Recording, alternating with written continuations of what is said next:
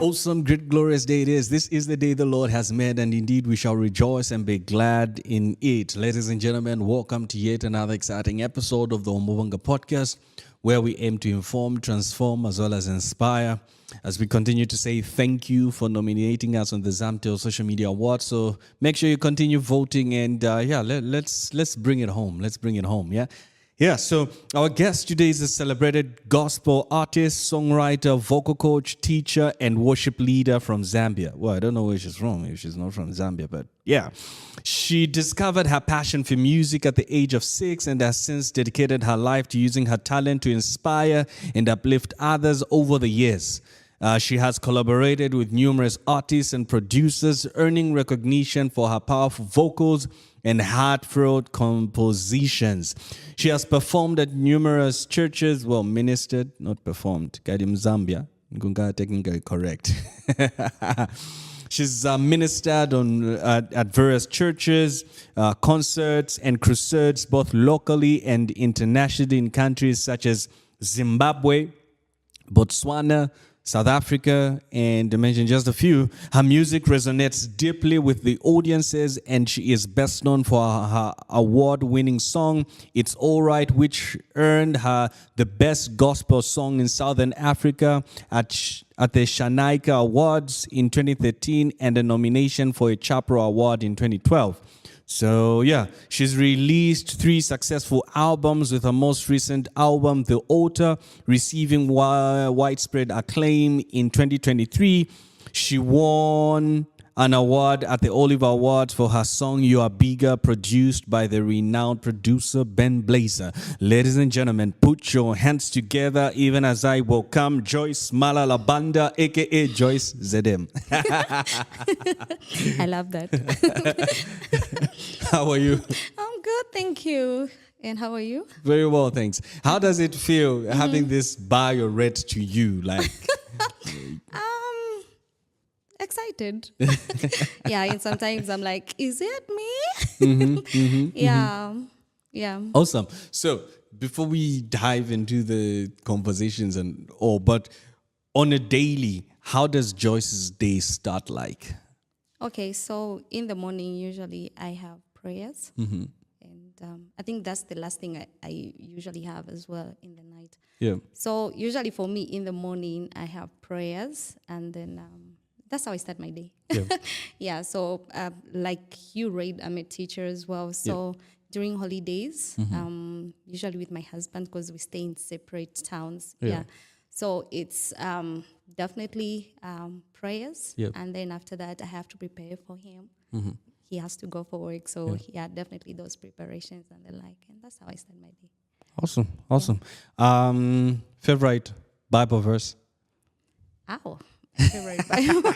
I didn't see it coming. Okay, so the usual, not Jeremiah, but Psalm 23. Where it says, the Lord is my shepherd. I have everything I need. Yes. Awesome. Welcome to the Umubanga Podcast. It's been long overdue. Yes, it's been long overdue. It's been long overdue, and I'm super excited to be here. Awesome. So I think my first introduction to you was I had traveled to Botswana.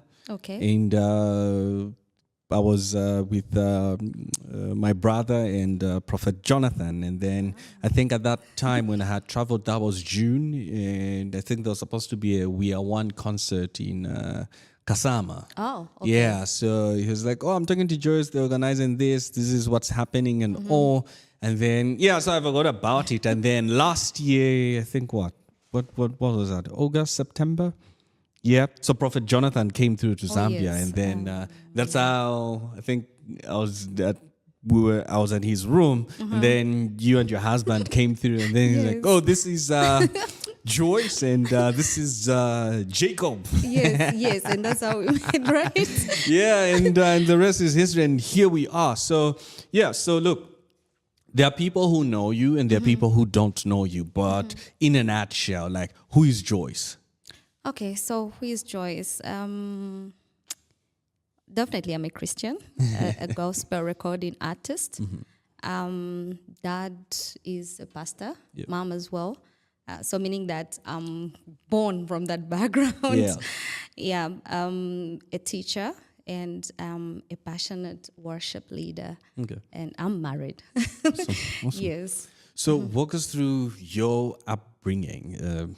As you rightly put it, you're coming from okay. a whole household of Christians, but we want to understand, because there's this notion that because I'm born in a Christian household and then I am born again. But walk us through your upbringing and just your encounter with Jesus. Really. Okay, so my upbringing, Yeah. it wasn't easy.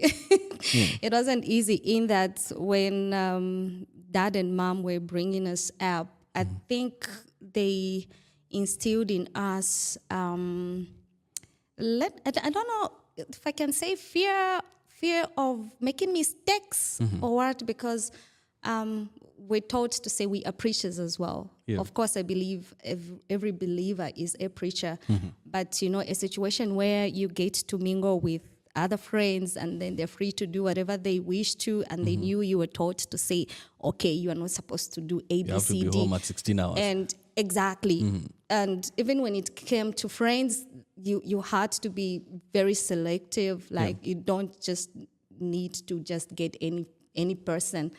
Yeah. So it was like that. But coming to me getting born again, Dad is the one who actually led me to Christ when I was 6. Okay. Yeah, I know I was quite young. When I was 6, but then I don't know whether I can say I got born again. I don't know, because then I was 6. Of course, he read scriptures to us, where we used to have devotions, every evenings before sleeping, and blah blah blah. But then I know I received Jesus Christ when I was 6, but I don't really think I really understood what I was doing. Yeah, up until when I was 15, when I just decided to say, okay, I think this is what it means to be born again. Like, okay, you need to live ABCD life. And at that point, I was not even living my life now for my parents, but I was living my life for myself. Yeah. Interesting aspect of living life for yourself. Now, you are in that shadow, you being a preacher's kid. I'd like to pick your mind on on some of your experiences. You rightly put it to say you couldn't mingle with just anyone. So was there like a rebellious state as well at some point? Okay. Not when it comes to friends, but activities. Activities. So mom and dad were strict, especially when it came to sports. They wanted us to concentrate, especially on school and the like. So I remember at some point I was in a football team. And then and then we went out. And then we went out as a school. We went out just within town. And then a friend, so dad's friend, saw me playing. So those are just probably small, tiny things that I would probably rebel away. But all in all, I think I was a good girl. Okay. You spoke on an aspect of fear growing up, where you mentioned that I think it wasn't more of a relationship with Jesus, but a fear of the fear. unknown. I know most of us, growing up, we would zapia. If you sin against God, like zakushoka mulungu and stuff like that. Now coming in and you having an experience of Jesus on your own, what are some of the steps which you took in terms of you now really building this relationship with him? Okay, so definitely I used to go to church, right? I had a mentor. I remember, I think at the same age, that's the time I started attending youth meetings. Of course, nowadays they call them, is it teen? But nowadays teen we never class used to have such. It was from what is this, from Sunday school to youth. Yes. Yeah. So it is at that point, I remember on this particular Saturday where our teacher wanted us to choose who we wanted to be our mentors. Yeah. And I chose this specific person who actually helped me. He's a pastor now, who helped me. Of course, we're a few of us who went to him. He helped us.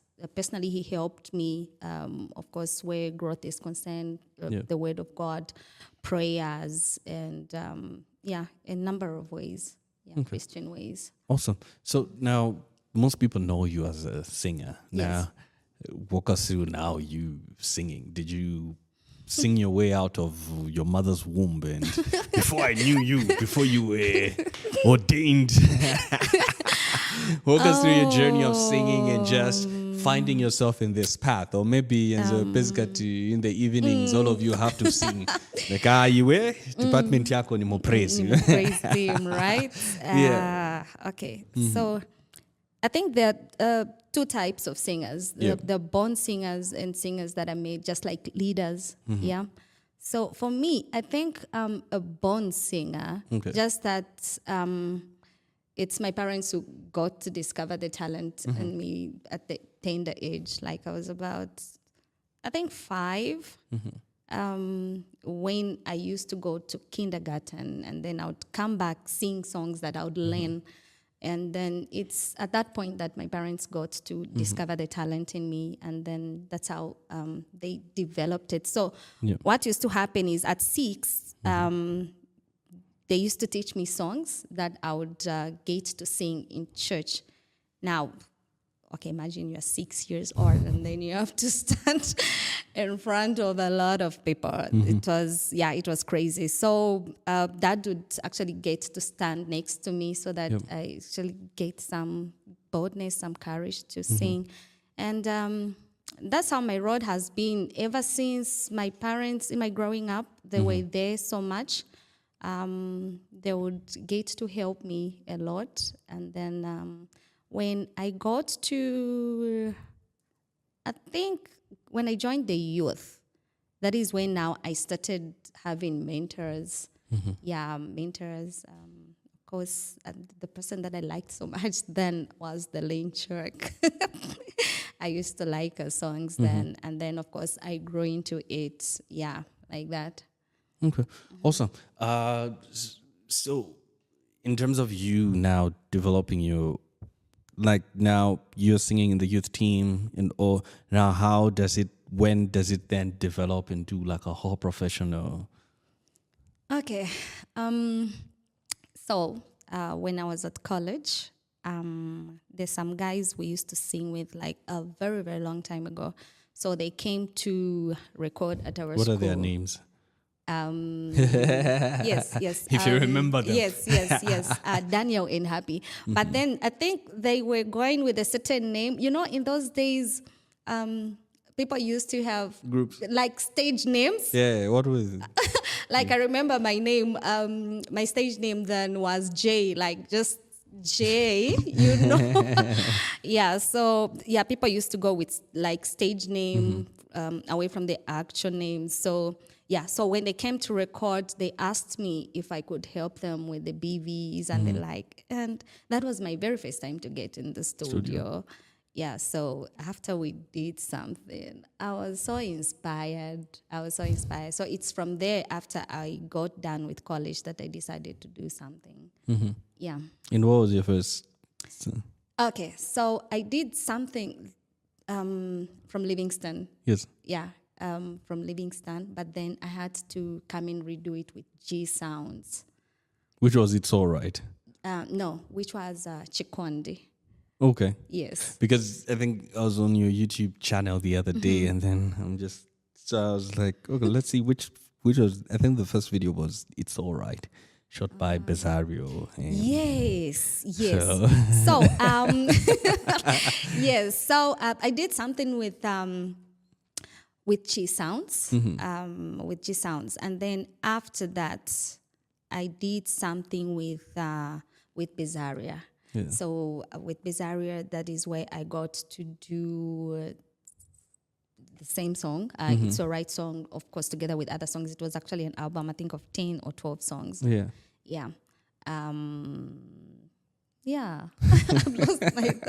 So when I heard the song, I was like, oh, I actually know this song. I used to watch it like Yeah. big time. Like, yeah, so, somewhere 2012.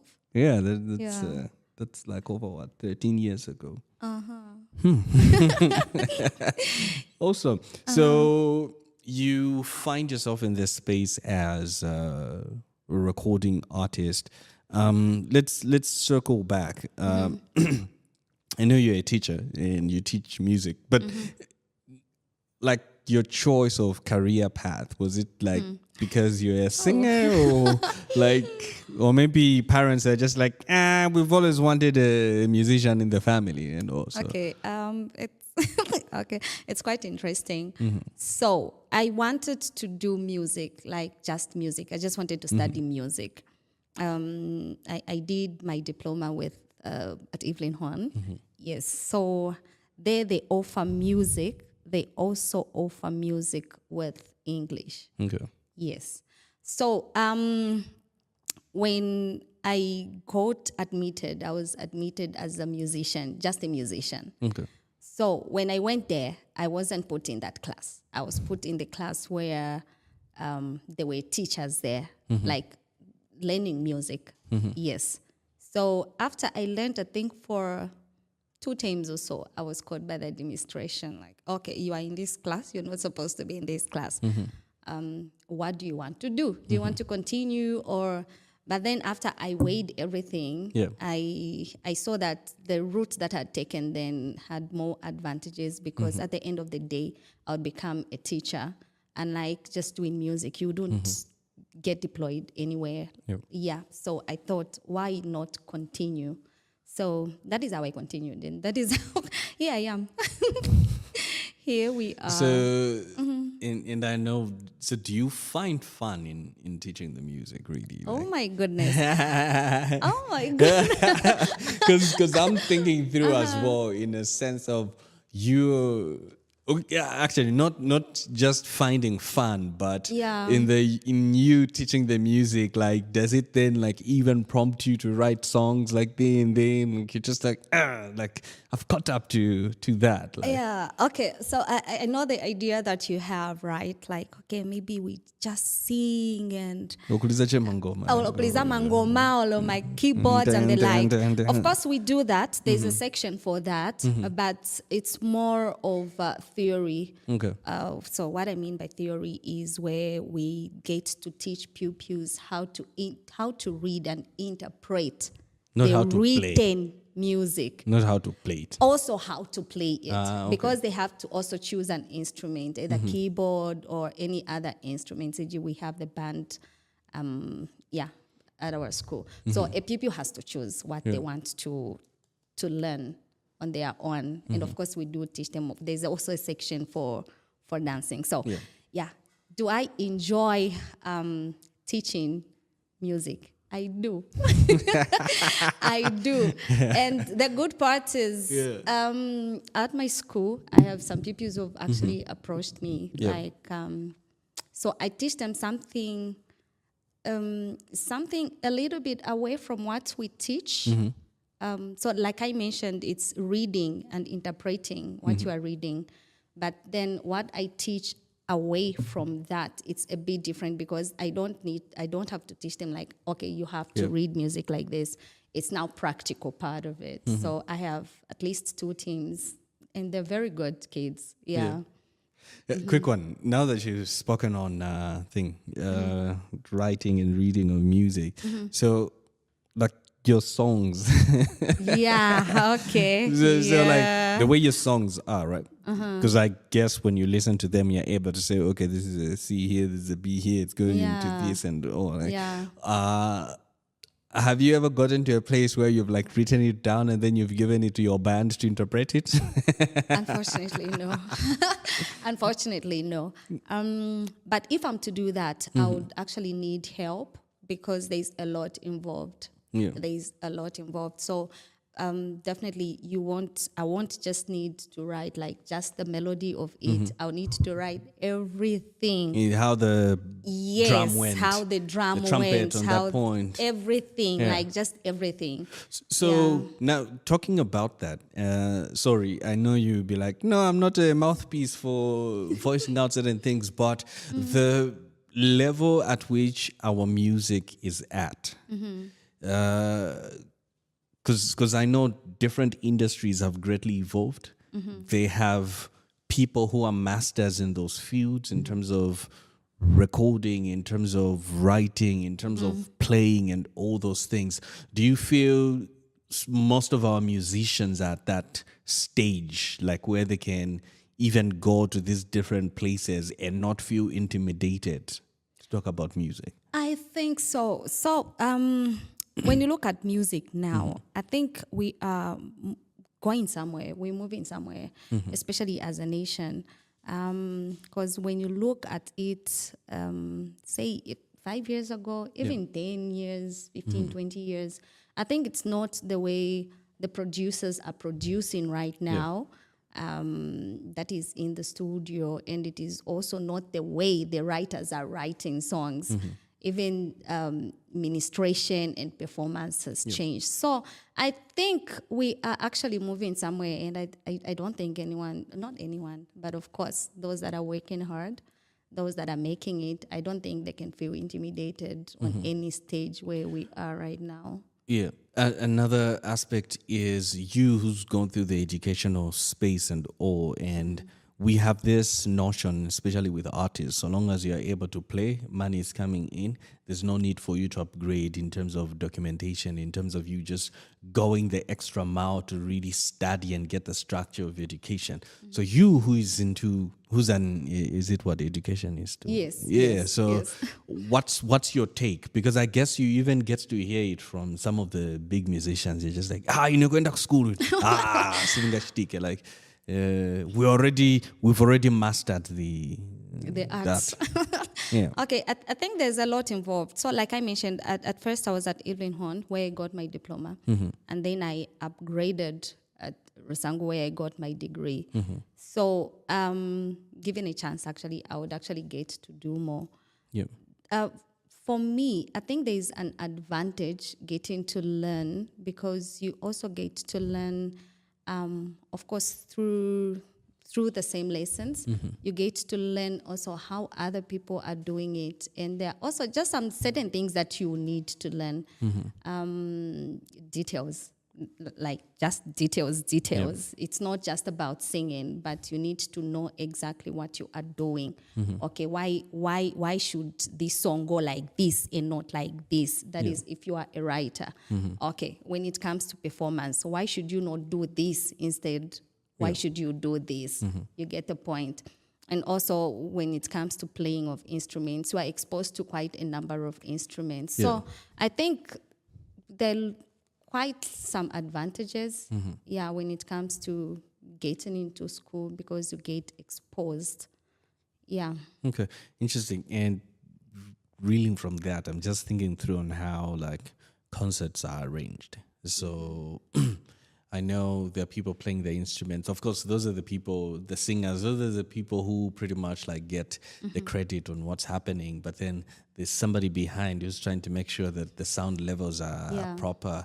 There's somebody behind who's making sure that all the cables and it gets to show how huge music is as a space. So you can specialize into all these different things. Anyways, coming back into your Yes. so when I was doing the introduction, I spoke on the aspect that when I met Prophet Jonathan, he was talking about the We Are One concerts. You've over time been doing all these We Are One concerts and all. What are they all about? Because you've never done any in Lusaka. Okay, we It yet feels like to. they are meant for outside Lusaka. We are yet to. Yeah, by God's grace, that is. Yeah. So we are one. Why we are one? Or what is we are one? Yeah. So this is where we get to bring people from all walks of life. Yeah. And different religions, despite what they believe in. Because I believe that what brings us together, SDA, Roman Catholic, no matter who you are, is the term hallelujah. That one you can't get it away from a Christian. Yeah. And not just Christians anyway. So we are Praise the Lord. Yes, it's praise the Lord, right? Yeah. So we are calling it We Are One because we get to bring everybody together. We get to worship under one roof, and we just get to praise God together. And I think let me end there. Okay. Yeah. Awesome. Now, walking through, you've done 3 albums. Album number 1 was titled what? Chikondi. Album number 2? It's All Right. Album number 3? The Altar. Okay. So these albums, like getting to be able to write all of them, because I know albums are like a story. They're like a picture of who you are at that particular time. So I want you to walk us through you writing the Chikondi album, you writing the It's Alright album, and then now you being now at the altar. Okay. Yeah. So like I mentioned, for Chikondi, I was inspired by my friends who were in the studio. And after I helped them, I thought of doing something for myself. So of course I had a few songs. All the songs I think that are there, I wrote them myself. So for the first album, I just did the writing on my own. I just did the writing on my own. And then for the second album,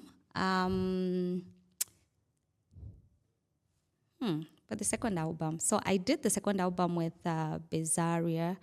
So like I mentioned, it is an album which has how many songs? Is it 10 or 12 songs or so? Yeah. So for this particular album, I had to do it. Actually, what inspired me to do this album, it's the song, It's Alright song, because there's a story behind it. So the story behind it is then I was job hunting, and then I couldn't get any. Like it took a while for me to get a job. And then after a while, that is when I got a job. But then it was during that time when, like I mentioned, I was job hunting. I remember walking the streets of Lusaka with heels like this, and my heels got finished. And my heels got finished, and it's at that particular moment that this song came about. It's alright, Ekonde, like, okay, I'll testify. One day I'm going to testify. One day I'm going to have a job, and this situation is temporal. So after the It's Alright project, I stayed, I think, for 10 years or over. So this time around, I was, I think, getting to just find myself. Because when you check the first album and the second album, it is a mixture of different genres. They're just like, so long as you're sevens at night, you're sevens at 10 to forget like, your bones okay, I do R&B, rumba, I can't rap, so unfortunately. But who knows? Have maybe somebody can write, right? And then So in the past, let me just say, in the past, I just used to write for the sake of writing. Like, okay, I write. Of course, getting inspiration maybe from somewhere. And then I'll just write. But then after I had this break, 10 years break, I had to find myself. Like, okay, what do I really want to do? And it is in this place that I remember, actually, it's my husband who asked me, what do you want to do? What is your focus on this project? Yeah.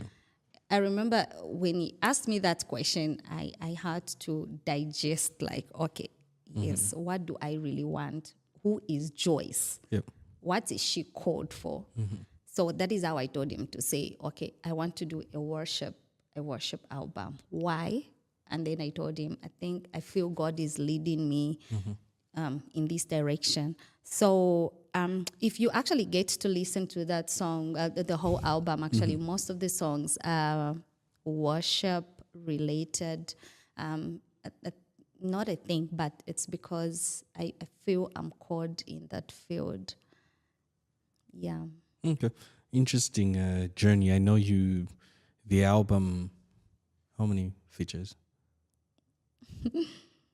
I'm trying to remember. 4? Okay, so we have Pastor Washi.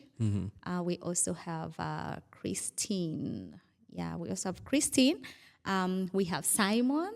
And then we have my husband, my darling husband. Why? I don't know why your husband is coming in as a feature. The two of you are one, so. I know, right? Yeah, so actually coming through to your husband, like walk us through your journey of you meeting your husband. Oh my goodness. So, well, my husband. My story is different from his. A bit different from his, yeah. Okay. So, yeah, so he has his own side of the story. I have my own side of the story.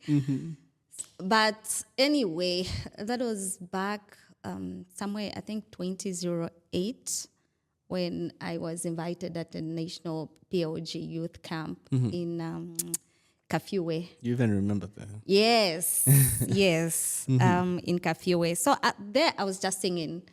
And I remember, I think my first album was the Chikondi album, and I went there to promote it.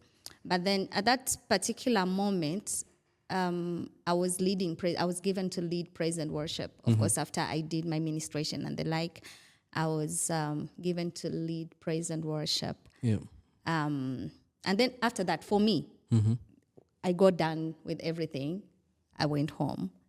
But according to him, that's where he saw me from. Okay. Yeah, that is You where... didn't see him? No. Okay. Anyways, you were this superstar. So.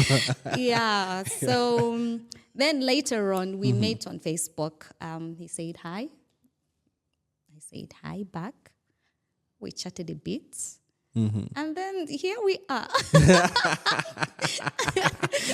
Yeah, from Facebook to the world. Yes, to the world. Facebook to the world. But of course, he told me to say he'd seen me in the camp. I think about 2-3 years passed after he saw me in the camp. And then God, being a gracious God, we met on Facebook. Okay. Yeah. Awesome. And when did you guys get married? Because I know it's 2009 and pagapita 3 years in 2012. No. We got, so 2009. I think we physically met in 2013, if I'm not mistaken. Okay. But we got married in 2019. Okay. Yeah. Awesome. Okay. Interesting. So you being married, and you pointed out the fact that your husband asked you to, like, what do you really want to bring out? And I do understand that you and your husband like collaborate on a lot of things. Like, how has that been, having like somebody supporting your vision and dreams? Like, there are very few. Like, trust me, there are very few people who would support their partners. I've seen my husband literally. I even feel emotional. Like, he's been supportive, like very much supportive. So me getting in the studio, of course, I really wanted to get in the studio, but then I didn't know how to tell him. Like, after we got married, I didn't know how to tell him. And of course, me being a Christian, I went to God in prayer, like, okay, God, like Esther, right? Before she got to meet the king, like, okay, God, I need to get in the studio, and I don't even know how to tell my husband. Yeah. So on his own, by God's grace, and I think by the Spirit of God, he asked me, when do you want to get in the studio? I was like, oh, Christmas has come too early. Yeah. Yeah, so that's how I actually got in the studio, and he's been very, very supportive, like I said. And like I mentioned, there are very, very few people who support their partners. But for me, I think it is a prayer answered, because when praying for a husband, that was my prayer. I told God, I was specific. I told him, I want somebody who's going to support me. Yep. Yeah, and I think God gave me just that. Yeah. So it's been a good journey with him. Yeah. He's been supportive. We've done ministry together. And he is also a worship leader at the local church where we are. It's amazing how You're he not also supporting gets him to... come again? You're not supporting him for an album. No, for now he has to support me. For now he has to support me. So he's been there for me. When it comes to songwriting, we've co-written most of the songs. He's written some songs for me. We've done a lot. We've actually done a lot together. Yeah. So when you think of Joyce, like what would be, I know could be position ijayo kambati nafika manje. But when it comes to Joyce, like Joyce, like at what point did you feel like, okay, you know what, here I am, master, here's your good and faithful servant coming to you now. Like at what point did you feel like, okay. At what point would I feel like, am I ever going to be satisfied? But I've seen myself grow, and okay, I think it would be too much of me talking about my husband, but that is how it is. Yeah. My husband has been there. He's been somebody who's been there to push me, somebody who's been there to inspire me, like even push me to my limits. Yeah. So let me just say, I've seen myself grow, but then I don't want to be satisfied. Like, okay, I've achieved A, B, C, D, so we are okay. No, I think I want to do more. Yeah, I want to do more. Okay. So actually, you mentioned that you had a few collaborations in the album and all, but locally, like, what's like that wish list which you have? Like, okay, I would like to collaborate with so and so, like. Okay. You mean like now? Yeah, like even in the next 5 years or Okay. 2 years or what, 1 month, 1 week, even a few days. Okay. Anything is possible. Yes, anything is Yeah. possible. I've always liked Rachel. Okay. Since I heard about her, like she's been my inspiration. Yeah. Yeah, so I've always liked Rachel, and I would really love to work with her. I guess Demoni as well. I would love to work with Demoni as well. Pelile. Okay. Yes, I just love her passion. I love her voice. I love everything about her. Yes. Yeah, so I think I would love to work with There's you. like an all females list, and then the men said, Really? Nanga, you I say. just mentioned females. Oh. Okay, so okay, coming to men, right? So like I mentioned, I worked with Pastor Worship before. I think I would love to work with Pastor Gift. Yeah, I would love to work with Pastor Gift. I would love to work with Ephraim as well. Okay. Yeah. Awesome. So you've had this journey from what, 2009? That's like 17, 18 years ago, is it? Yeah. Yo, that's a long time. Yeah. You've had this whole journey. Do you have any regrets, like any moments in time where you're just like moments of regrets and as well moments of reflection to just say, God has been good through this journey. Yeah. Like, I think that the 10 years break that I had, remember I mentioned that, is it 10 years or over 10 years between the second album and the altar? So during that time, I was distracted with a lot of things. And as I was distracted with a lot of things, and remember I said I was also trying to find myself. So being obstructed with a lot of things, I was not actively involved in music. So abantu bamakuka bamaenda. Bamaenda. So during this time, like I mentioned, I wasn't actively involved. Most of my fans had moved on to other artists. So I think I regret giving it's this long break. But again, at the same time, I really, really appreciate God because he took me through to find myself, to find my sound. Because in the past, I just used to sing anything. R&B, ndise, shanshan, ndise, vonse chabeti pezeka.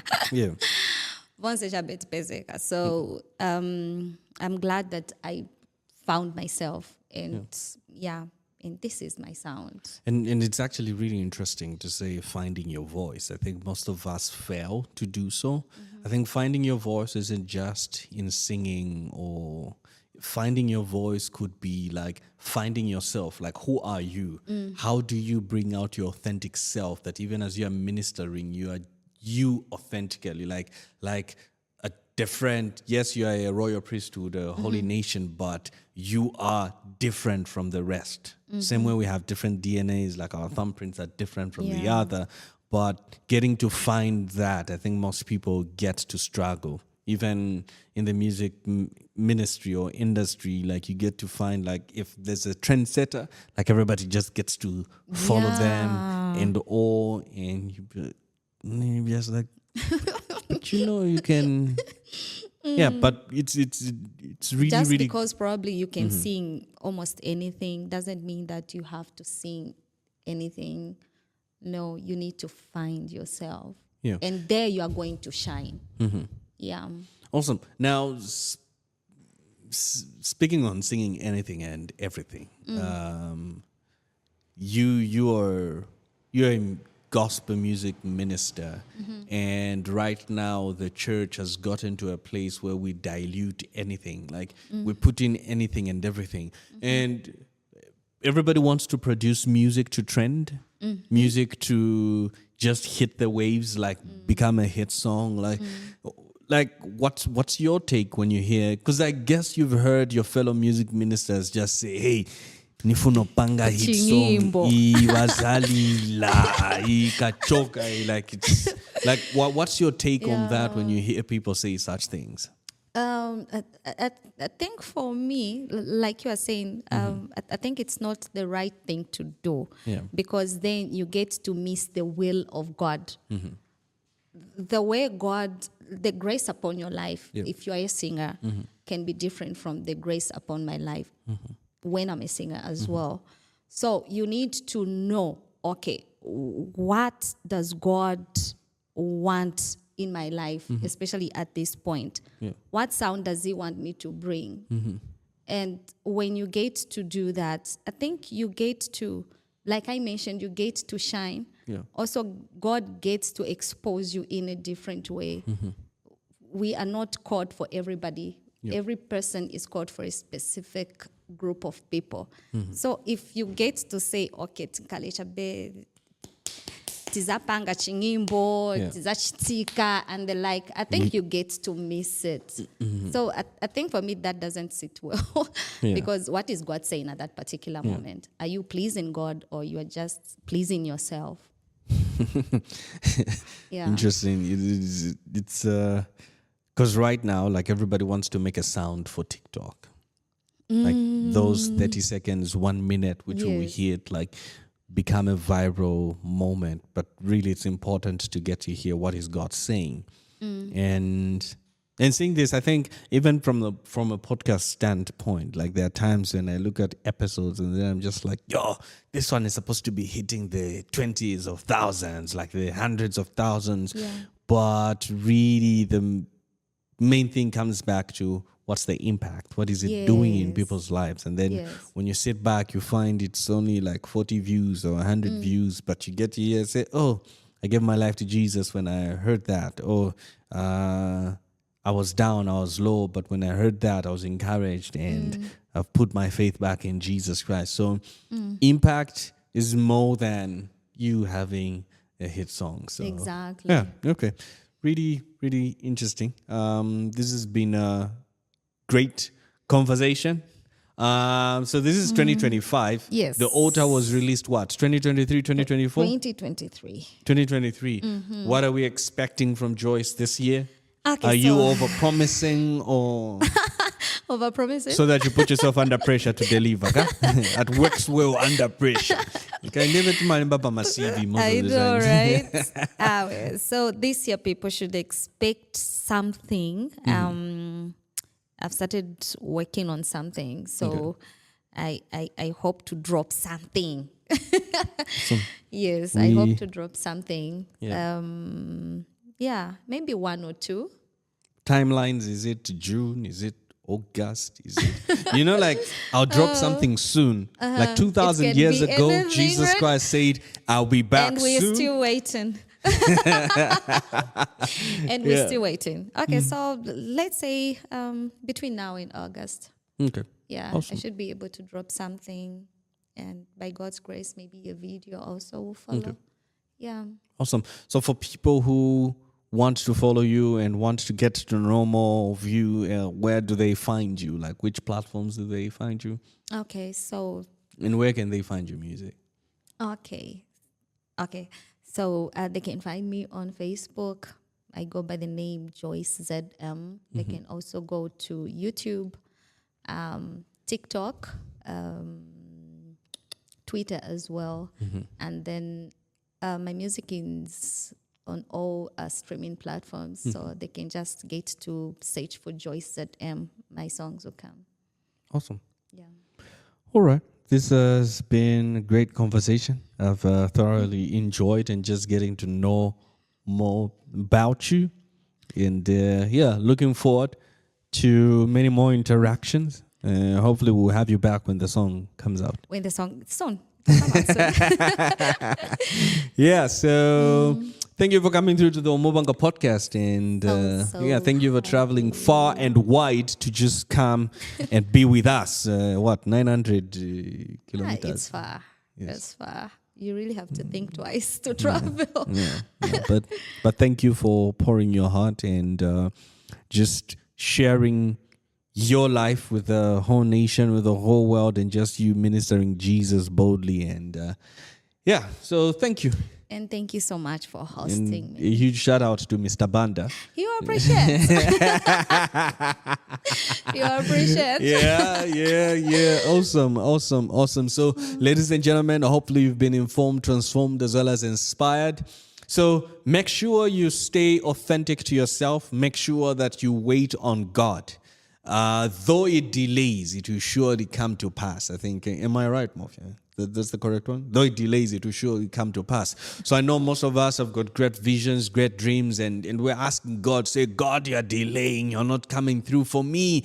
Chill. It's the same yesterday, today, and forever. And as the songwriter says, Ngaramone komamfumya nekondea. Yeah. It's all right. Awesome. So from me, Dennis Umubanga Kabwe, and Joyce, we say bye-bye. Bye.